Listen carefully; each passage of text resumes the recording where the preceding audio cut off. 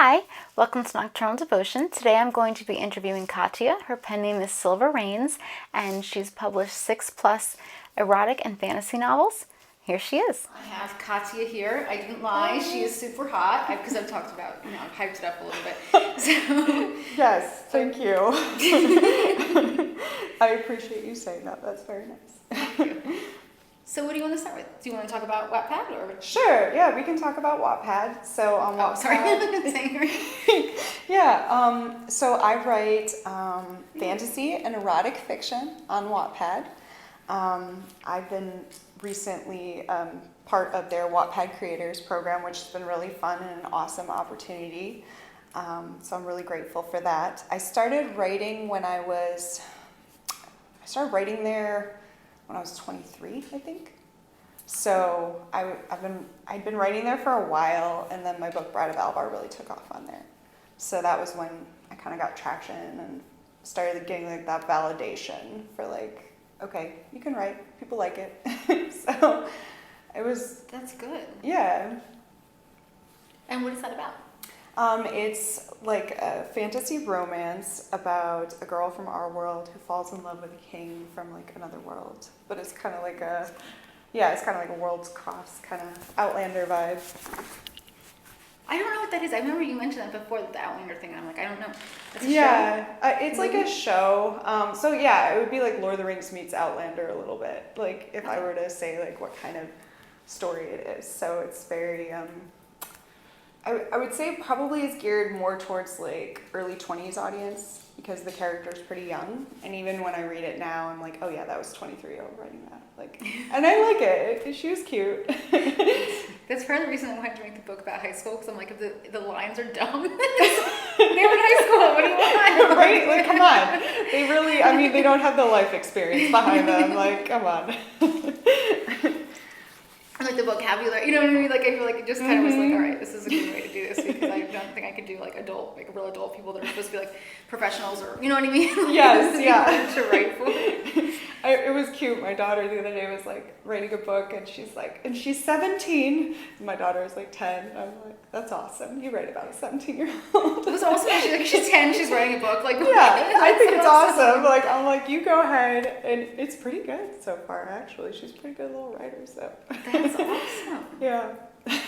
What made you think of like doing the different animals and characters and the whole world? Like, cause that to me, like I would never even think of that. Like, and if I were to, it would be like sparkly unicorns or like pink sparkly unicorns. Like that would be like, I would just think like something that's like very like already probably done 1,000 times. So like to think of like new animals and new, cause there's so many animals in real life, like to think of that, that's awesome. Yeah, so I've always been like a major fantasy nerd, like just always. So I loved like I read Lord of the Rings and Chronicles of Narnia and Alice in Wonderland and watched Star Wars and things like that. So I was just so motivated by like other fantasy writers as a kid, and I would just draw pictures of like fantasy creatures. That's as so a teen. cool. Yeah. So I like started building the world probably when I was about 15. Where I had just a sketchbook full of all these like creatures. Do you still have it? I don't. I was gonna say, yeah. Oh. It's unfortunate. Yeah, I think it got thrown away, but that's just kind of what happens. I started writing about the main character Alvar when I was younger, and I've actually talked about it on one of my YouTube videos.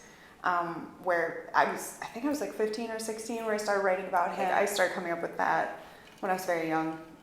But now looking back, I like see how I was kind of exploring like psychological truths through allegory, even my own like situation in life, just through allegory with the fantasy, because it's easier for me to like take something fantasy. Like it's harder for me to write contemporary fiction for whatever reason. Like I have a lot of trouble with it, but when I'm doing something fantasy, I can like just do whatever I want, and I don't have to like answer to anything or any rule. So it's kind of fun.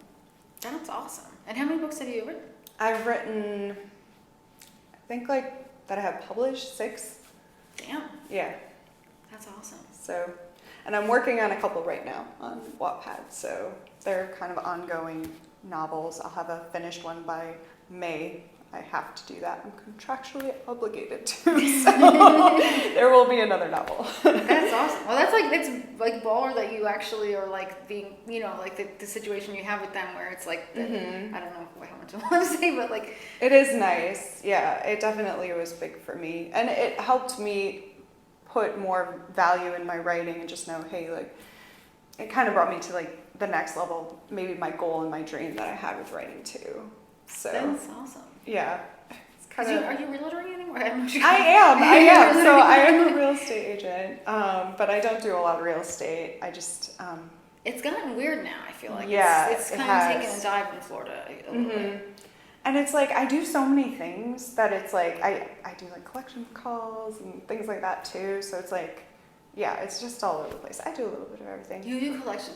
Is that hard? Because like people are probably all upset and like yelling and stuff. You know, I almost want to do that to get out my anger. That's like probably like a really good way to like get out anger. It is. Like, motherfucker, you owe me. Like, well, we actually like we don't like ever get mad at people. That's kind of like if we do. I can never do that. But actually, it's kind of like. There's something really cool about just keeping your cool when you're getting like sweared at though. Like, I don't know, like just being like, okay, well, sounds like you're upset. We can talk another time, And they're like, yeah. I feel like my life prepared me to do that, where I was just like, all right, not taking it in, just shutting it out. Well, you were probably really good at acting. Yeah. Yeah, I was an actress when I was like, I was in the theater all the time when I was like a teenager. So I was a theater kid. Oh, that's cool. Yeah. I never really got into it. It wasn't until I started doing videos and it kind of was like I was just acting off myself. Like it was just my own thing. It wasn't like I was acting with anybody else. I felt more secure because like for whatever like some people don't like the camera. Like I love the camera. Like it's just it's nice. Yeah. To, like it's like you're doing like what you are like doing on your own, but then like having it be recorded and then you can like look back at it before you show anybody. But like I just absolutely like love that. But I never like was like in like I was in plays before, but I never like got a part like a good part or anything. Because I would get so shy like. Like it wasn't. So that's cool. Did you ever think about like writing a script, like a play? So I actually have written musicals back when I was a worship leader at a church, and I was in charge of like their productions, like for just like different holidays and stuff. And so I wrote a couple of musicals for that, which were a little bit quirky. For like I didn't do like a traditional, pageant or whatever. Like, I came up with a story and kind of told through music because I'm a musician. So thank you. So that was really fun. I actually really enjoy that about being a worship leader because I could kind of creatively tell a story with music and stuff. I love musicals a lot. That's cool. I like musicals as well. Well, like most of the ones I like Grease, like stuff like that. Rocky Horror Picture Show is like a big. Yes. I love Rocky Horror Picture Show. But that's cool. So like you would do. How would you when you're leading a group or you were doing whatever? Like, would you be up at like a podium and then you're playing music and like? So I actually made like entire productions. One of them I did. It was like on the Book of Esther. I don't know if you ever read the Bible. And I made like a play based on of that. I wrote it and then. Wrote words, and then my friend, one of my friends, he was co-worship leader. Well, he was the worship leader at that particular church. He wrote music with me, and so it was really fun, and it was just really dramatic. And I don't know if you've ever read the Book of Esther, but it's just it's about a woman who marries or kind of goes in like a competition to be the king's like queen. So it had a lot of drama and intrigue to it, actually, and it was a lot of fun to work with. Even though I wasn't maybe writing kind of what I wanted to all the time, I still got like a chance to like dive into some of like the intrigue and scandal in that story, which is a lot of fun. And then the other musical I did was on a woman that it was for Christmas, and like it was a woman who was dying. And there were you say like so, sad. So there's these two angels, like the angel of death and and this character's guardian angel are like meeting up in the beginning of the musical and the angel of death kind of arrives early, and her guardian angel's like, no, it has to be Christmas. You got to take her home on Christmas, kind of thing, because she'd lived a life. And then the guardian angel, tells the story of this woman's life through the Christmases that she's lived, of why it has to be Christmas that she passes away, which is a little bit morbid, I guess. But did you come up with the story, or this was already a story? I came up with the story. Oh wow! And it was a fun story, and actually it still stands. Like, I still love it. The allegory of it is very interesting, and it just goes over the girl's romance, and her mother and her had a tumultuous relationship, and like they kind of reconcile in the story, and it was actually pretty good. That's cool. There's that Twilight Zone episode where the guy, he's gonna die unless he saves somebody else's life, but it's like a certain time, and it's almost that time, and he would like kind of just sell things randomly. He was like a salesman, but like a pitchman, I guess is what they call it, because I don't know, it's like super old. Like Twilight Zone's old. Yeah, it is. And he has to like give the best pitch of his life in order to not be killed, but like death is coming for him. I don't know. It's just like I don't remember it that well, but I just remember it being like a thing that's like this certain time was put on his death, and I always wonder if that's like true. Like I don't know. Like just like especially like the fact that I've like overdosed so many times and stuff. It's like, is there like a time that like you're supposed to die? Like is it already set like before you even are alive, or like is it like could happen anytime? I don't know, it's just weird. You know what I mean? I think that is such an interesting concept, because I've thought the same thing. Like, I had some near-death experiences with childbirth, so I thought like the same thing. I'm like, well, for whatever reason, I wasn't supposed to go, even though odds were not in my favor on both those situations in many ways. So it was kind of like, wow, okay, I'm supposed to still be here. But yeah, like it is kind of interesting. I've always been like fascinated by that too, like those sorts of questions, like what's the meaning of life kind of thing. And so a lot of my books I like to go in deep. Like I'm kind of like, even with my erotica, it's kind of funny because like I was joking with my editor. I was like, yeah, I want you to like probably cry while you're reading this, even if it's erotica. Like I want you to like think like, oh, like, wow, that was kind of deep, or that was like, wow, that had a lot of heart to it. And yeah, so that's kind of my vibe, I guess, is like I like to do silly, crazy things and like fantasy, but like just with a lot of heart, kind of like Pixar almost, like, yeah. I think that's cool, because I feel like that's like when people are feeling like strong emotions, they're kind of connected. I don't know, it's a big thing with like fear and sex. There's an interview with Marilyn Manson where he says that like it's like there's something that's like erotic about fear. Like people enjoy being scared, and like if you watch like any like scary movie, there's always like some nudity, there's some relationship, and like I always thought it was like to soften the blow, but apparently it's like it just is intertwined. So I wonder if there's something about, for you at least, that like emotional, the sadness that like does something that connects with the erotic aspect of it. I think it's like, I almost like think that like I don't know, like it's kind of like, because like when you're writing erotica, at least for me, like when I write erotica, I want like to go in deep enough that like you fall in love with the characters as much as like I know them, because like we don't fall in love really with someone unless we know them really well, and unless we're like invested in their story. And even just like with erotic energy, there is kind of like that life and death, like just like having sex is like basically like being alive. It's like the opposite of being dead, but it's at the same point, like I think like there's a French saying, le petit mort, which is the little death, which is their word for orgasm, which I think is so, it's like the little death, like the orgasm. I just find that so interesting. Oh, that's crazy. Yeah. Wow. That's so, yeah. So I think like there is a little bit of that, a little bit. Because I do like dark themes. Like I have a lot of gothic themes like in my writing, and like darker themes. Yes. I love that. Have you seen this lady's house? I love it. Definitely offer the goth kind of like, you know, and just dark. I don't know. I feel like there's like a thing to, I guess, I don't even know how to describe, like almost like the closer you are to death, the more you can appreciate life or something, or like the more that you kind of like are in touch with the dark parts of yourself, the more that you can like appreciate like the good parts. I don't know. There's like, I can't like put it into words, but it's like something like that is what I'm trying to say. Yeah, like I think that is kind of like how it feels. Like I don't know, like I viewed, because of like close calls in my life, because whenever I'm like having a great experience or I'm like having romance with someone, I feel like I enjoy it the most when I'm just like, I feel freaking alive with this person. I feel like they make me feel alive. And that's kind of, I kind of see that when I write my like fiction too. I want it to just feel like that soul connection, like that deeper connection of just like, wow, like we're both alive.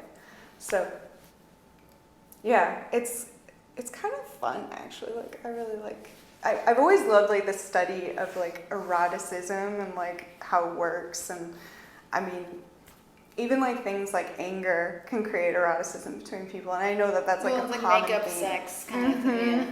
It's like a common theme in like a lot of erotic fiction, like enemies to lovers, or, you know, just like that tension. Maybe they hate each other first, or maybe there's some hiccup in the middle where they're mad at each other, but you just want that payoff. You want them together. And so I like really drawing people in. And then I think like with the fantasy element, it's kind of, I love how he's doing the zoomies right now. It's adorable. Her dog is zooming around. Like it's adorable.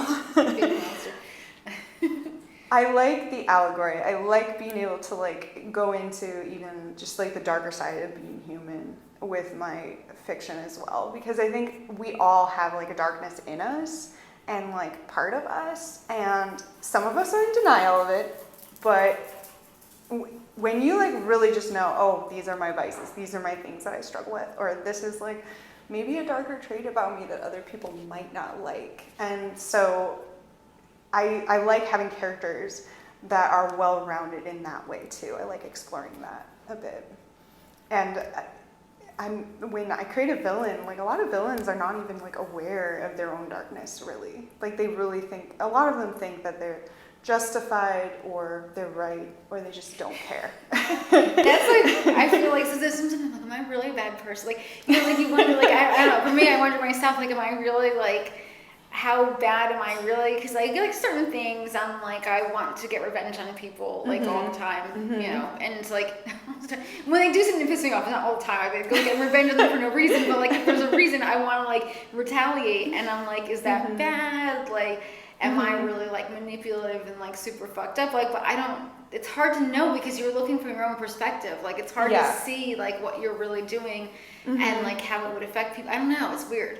Yeah, well, and you like, I mean, I really, because I even had personal struggles with just asking myself, like, hey, like, you know, where am I at in terms of the scale, you know, of like villainy and herohood? Like, I realize that to some people we are going to be the villain. It depends on who you ask. Yeah, you know, like in your personal story, like to some people, they're going to, no matter what you do, even sometimes if you're like nice to someone, they'll still find a way to paint you like you're the villain, you're difficult, you're whatever.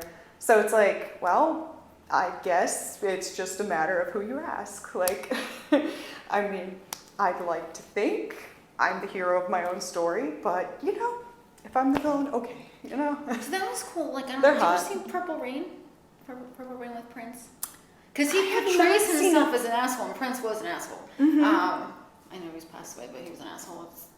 He portrayed himself as an asshole. It's not like a secret. He was real about it. But I thought that was really interesting that he portrays himself negatively in his own movie. Because like he has that one girl, Apollonia, they go to like the lake and he's like, oh, you have to purify yourself in Lake Minnetonka or something.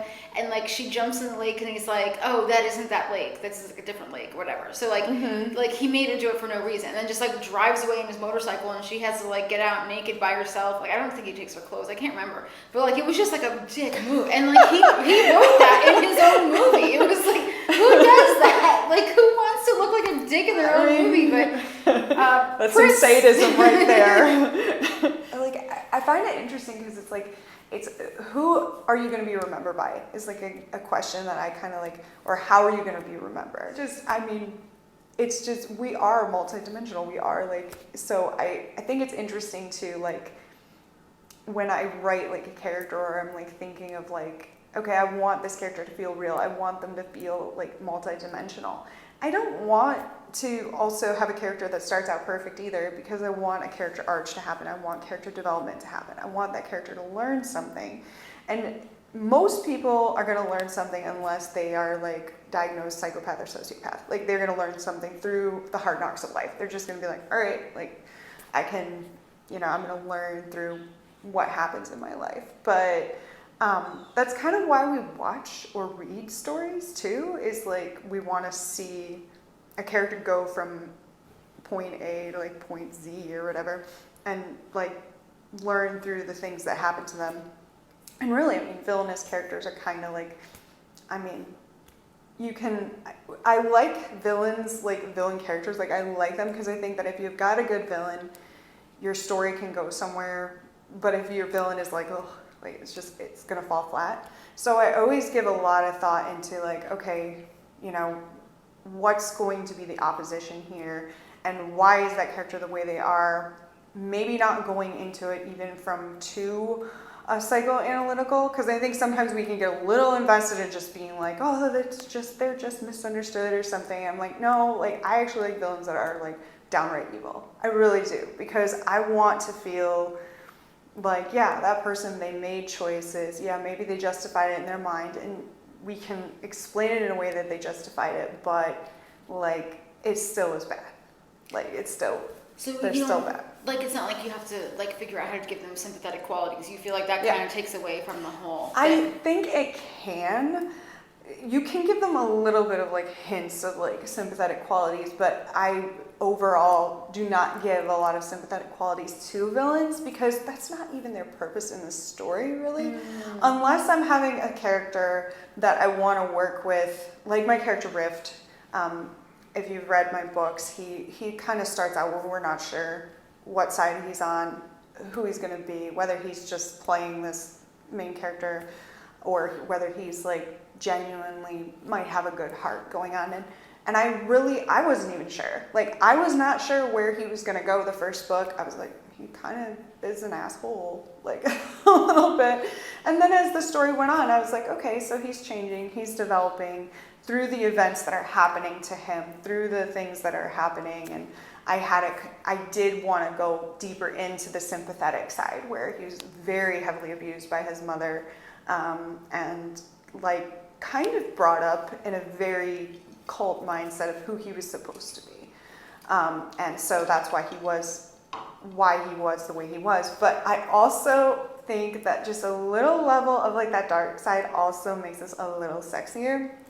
Yes. So, because I mean, like you can't have, well, Mr. Darcy is sexy. I'm not going to diss Mr. Darcy. He does have his dark side a little bit, but I think that if we don't have if we're not in tune with like that darker animal side of us, we really can't, like that erotic energy is just not there. So I really enjoyed playing with him and his like dark sense of humor, his like just the way he was even like sexually with Kyla.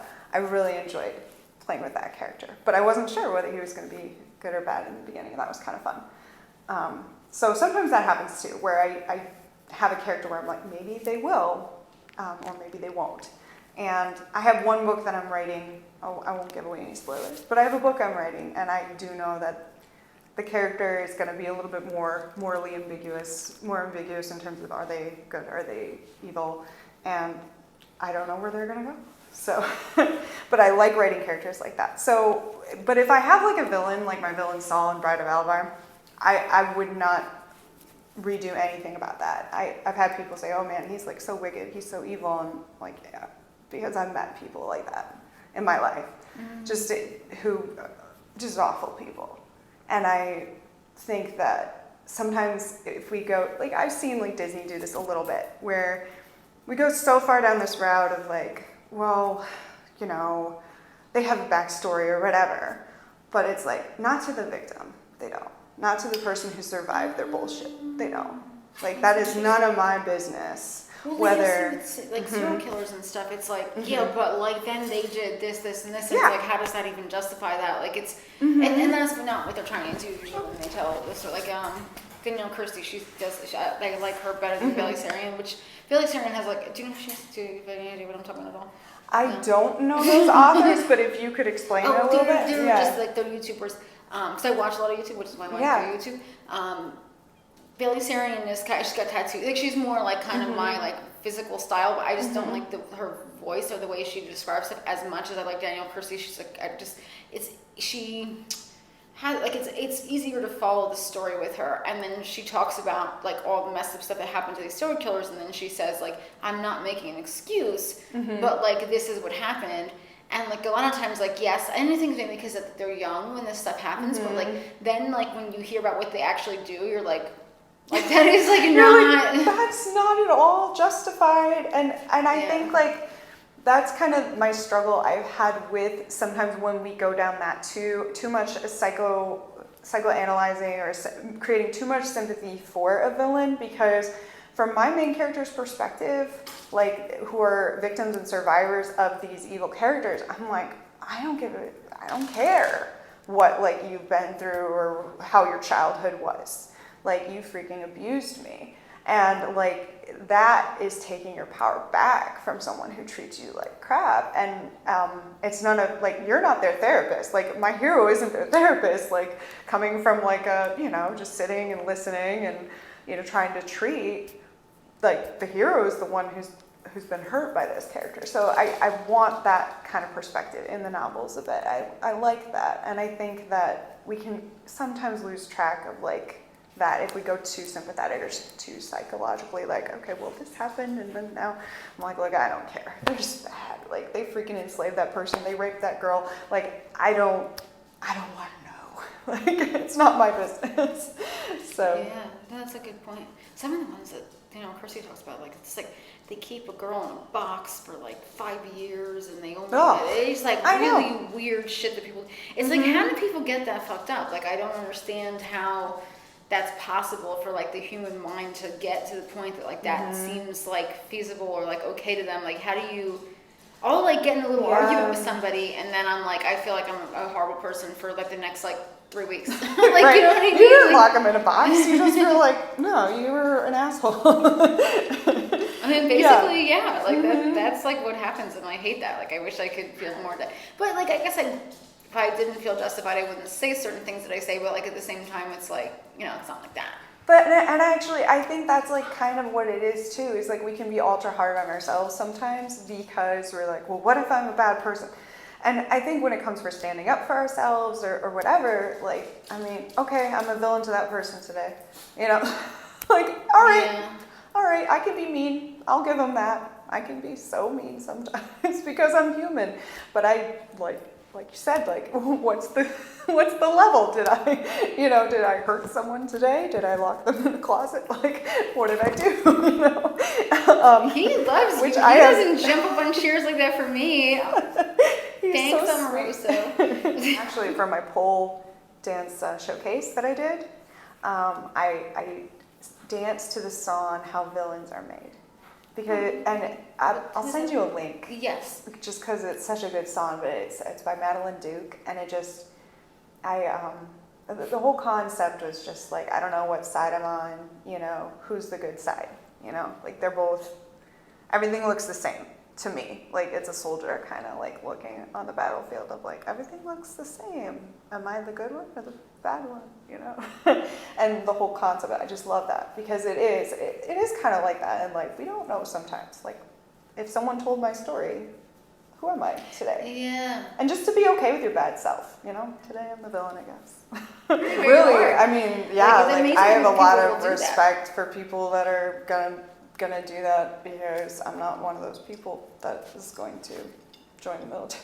Well, like same thing with parents. Like I feel like when I say I don't want to have kids, people think I don't respect parents, and it's like, no, I respect parents a lot because that is the hardest job you can ever possibly have. That's harder than being a CEO. This and that. Like I can't imagine like how now that I know what it's like to be a CEO. And there's no but, qualification. Like, you can just have kids. Like there's no. I mean, you don't have to go to college. Like you don't have like that job is like a job you can get without any qualifications. You can just become a parent, and it is like to do it. I think to do it in a way that you're like giving your children like a nourishing, loving, like supportive environment, and just being there for them emotionally.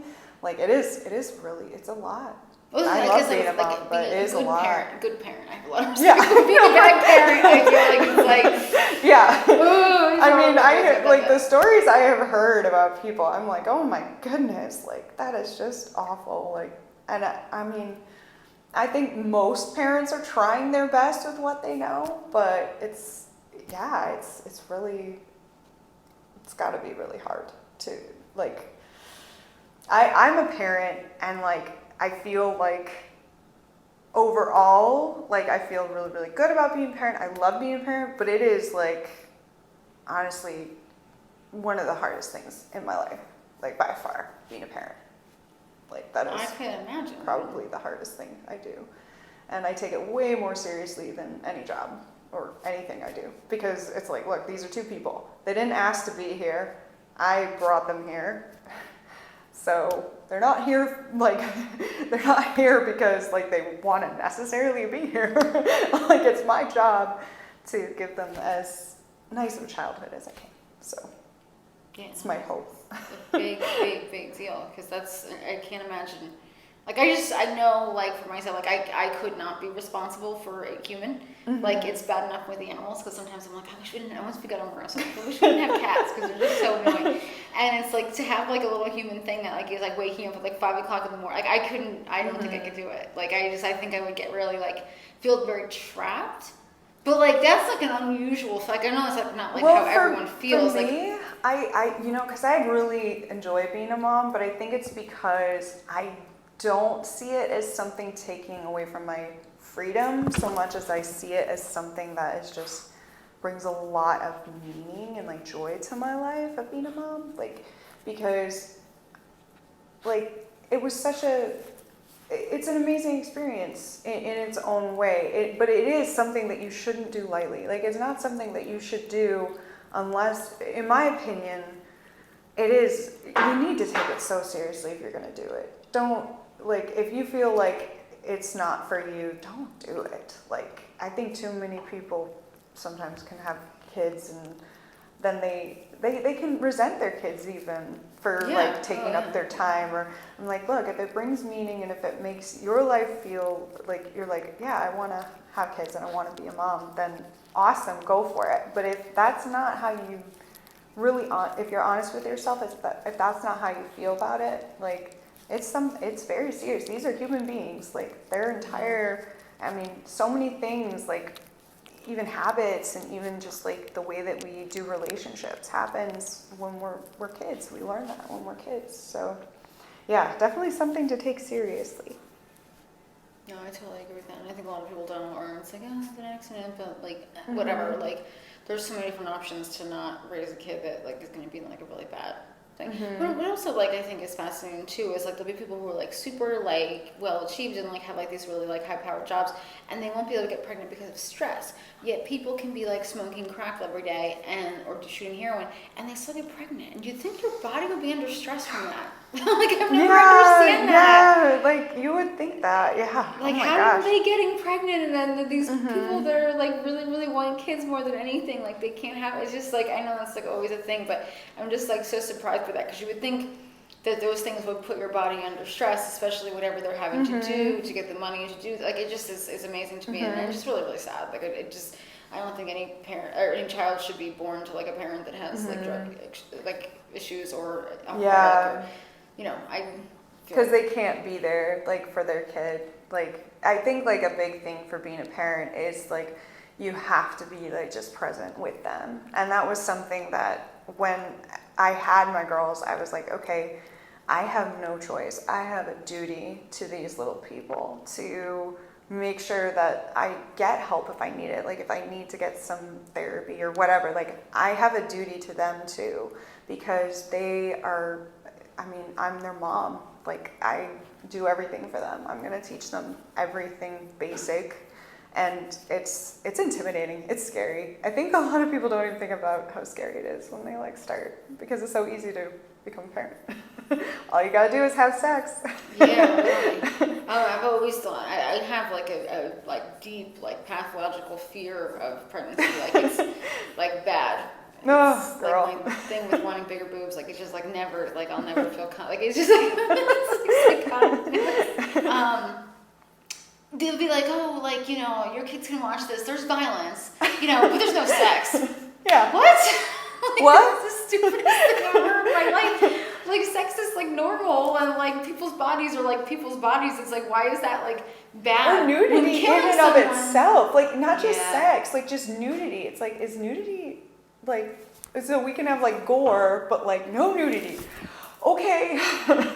It makes no sense. Like, it really doesn't. Like, it makes no sense. Because I think that, you know, sexuality, like, the way that it's, like, you know, treated and talked about, like, is very strange, because, like, pretty much everybody's having sex except for incels, who are the worst, the bane of my existence, because there's so many of them on Courage, I swear. Like, it's like, they're, like, bad all the time. Like, I thought I was bad all the time, and then I see that, and I'm like, I guess I'm not that bad.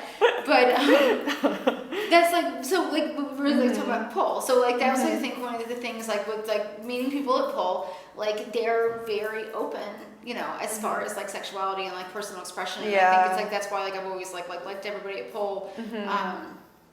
Working in a strip club, I don't necessarily, but I think a lot of times, like, when I was working in a strip club, I was just, like, not in a good way. So I think people were kind of, like, looked down at me a little bit, which is understandable, but, like, you know, as far as, and then when I was at Angels, the girls were just like, oh my god, this thing needs to stop talking. Like, I felt like that was, like, their whole vibe toward me. Because they were both, like, you could tell they, like, smoke a lot of weed, so, like, they're, like, very chill, and I'm like, and then I couldn't drink because there was no alcohol there, and I'm like, I can't be alone for 8 hours with no alcohol, like, oh my god. Well, I, like, brought a cup with me, but still, like, and he's like, oh, like, don't bring alcohol, and I'm like, oh, shit. Then they were all talking about drugs, I'm like, oh my god. Like, but I can't bring alcohol, come on. Like, I'm like, can you just, like, keep, like, a bottle behind the counter and just pretend it's on there? But yeah, like, as far as people at pull, though, I feel like everybody's kind of, like, on the same page. Like, there's just so many things you have in common. Something like, I mean, courage models, I've met, like, it's all, like, you just kind of instantly click because you have that attitude of, like, that freedom and, like, feeling like that's justified. And a lot of people don't, and I'll never understand that. Like, and it's such a double standard, because it's like, I feel like women, when we sexualize ourselves, like, that's, like, a problem too. Like, you know, men can sexualize us, even media can sexualize us, but, like, when we're just, like, doing something because we're sexy and confident, it's like, oh my gosh, she must be so full of herself, or she must be, like, trying to get attention or whatever, and it's like, I'm just having fun. Like, that's it. So, yeah, it is kind of like, it's been great to be, like, just around, like, confident women who are, like, just, I don't know, able to express themselves in so many awesome ways, like, and just so, like, because there's a lot of, like, I don't know if you've, like, noticed it, but, like, just stigma, like, if you say you're, like, an exotic dancer or a pole dancer, just, like, immediately, like, people look at you very differently, or they think of you very differently, and it's, I'm like, these are, like, some of the most positive, empowered women I know.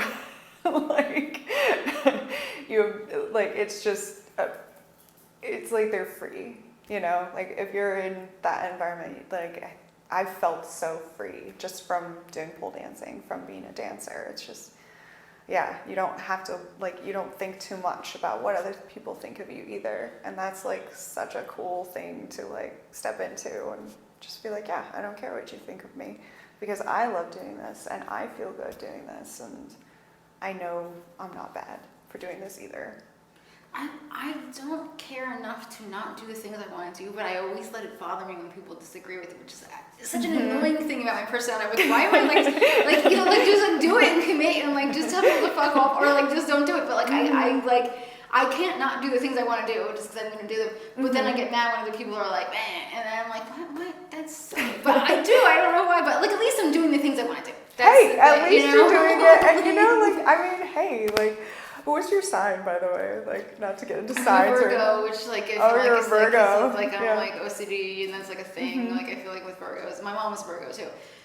And then the tattoo artist, he was a Virgo. So I feel like we were too similar. Like, it was just not good. And then the other, the boyfriend that got famous on Fox News, his ex-girlfriend had the same exact birthday as me. And she was also a Virgo, which I thought was interesting. Like, it's like, so there is something to that. I really do think there is something to it. I don't like totally. I love Virgos, by the way. Like, I love okay. Virgos. Like, you guys are great. You guys are a lot of fun. I think a lot of people like hate Virgos. So I'm like, I don't know why. I mean, it's I probably don't just the OCD thing, but like, I would look at it as a positive trait. But Yeah, I'm an Aries. I tend to get along with Virgos, honestly. Like, so. But they say there are certain signs that get along with others.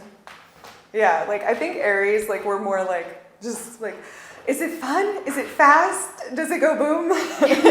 Like we're very simple. That's one my friend Chris likes because he's always thinks that women is what certain sign are. I want to say it's Aries, so you better watch this video because I'm seeing these things and like comment and subscribe. No, because he doesn't watch all my YouTube videos. He's like busy. He has like a real life like things to do and kids and stuff. But like, I'm always like. Shout out to My Aries. videos. Yes, shout out to Aries. And Virgos. Yes. But, I that's I think what's been so good about going to Pole and meeting people from Pole. Like it's just like it's people all kind of have the same attitude towards everything. Like just the outlook on life and like being an individual and being okay with your sexuality and yeah.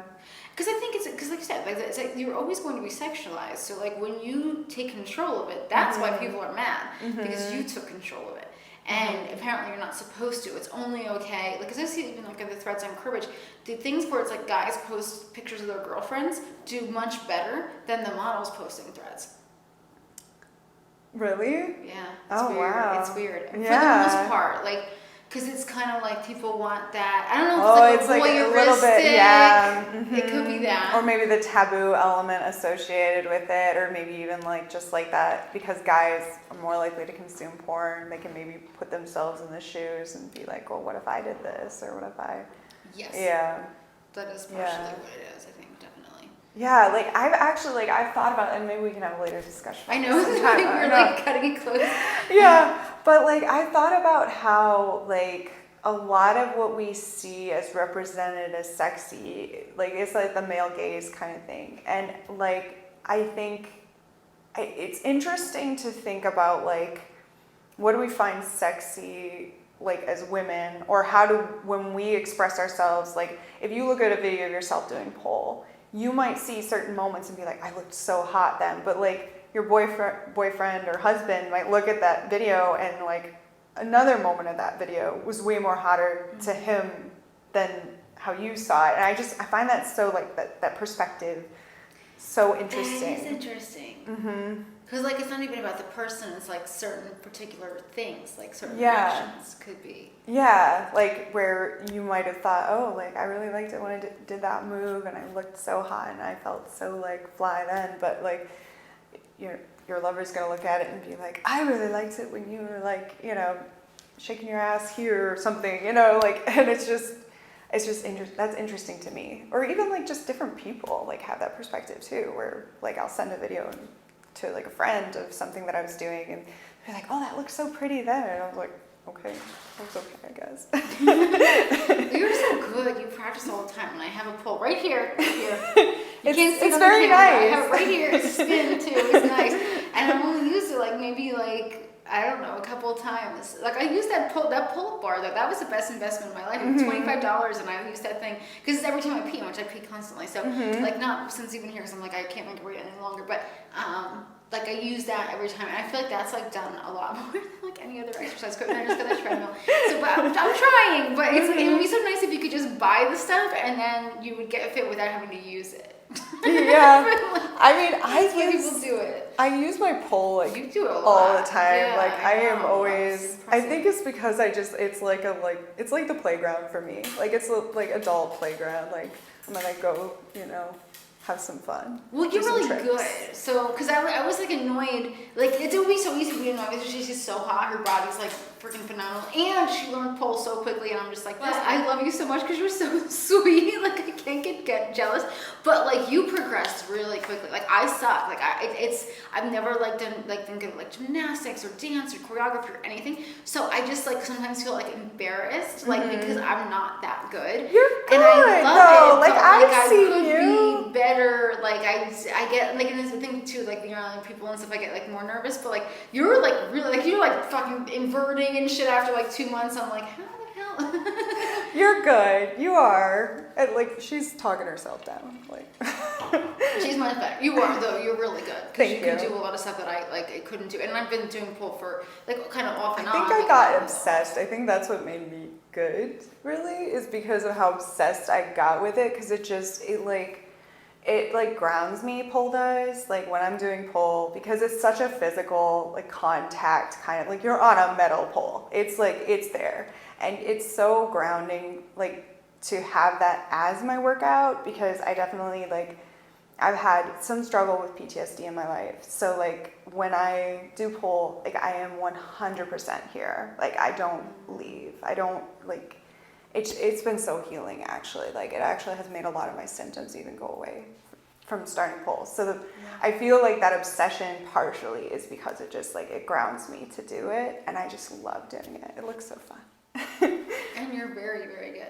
You have to go. So I know. Recording actually on the pole. So yes. So anyway, he's right here. I can make him dance. Come here. So. Well, thank you for having me. Like, comment, subscribe. Thank you very much. Thank you for coming. And then hopefully we'll do another interview probably in the future, because we could probably talk about everything. Even before we started recording, we were talking about some more stuff. Like, comment, subscribe. Like, comment, subscribe. Bye. Thank you so much for watching Nocturnal Devotion on Urban Soul TV.